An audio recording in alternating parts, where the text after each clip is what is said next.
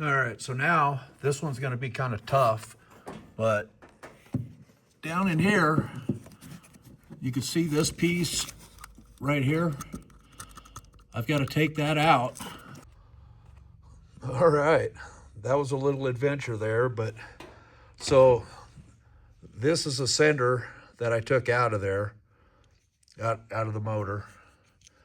And then you can see it's an oil sensor, but anyways, I had to find a fitting like this. Do you think you could find one just running down to the parts store? No, heck no.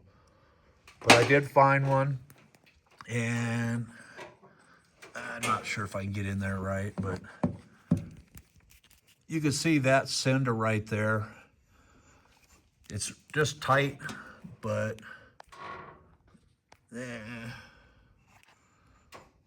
I can't get in there at it. But anyways, that's going to give me the signal off of the for the oil pressure gauge inside the truck.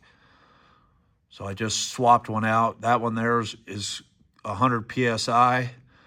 This truck should have about 60 pounds of pressure, I'm guessing, so it should work pretty decently. But with that, phew, it's done, that one. All right, thanks for watching. Bye.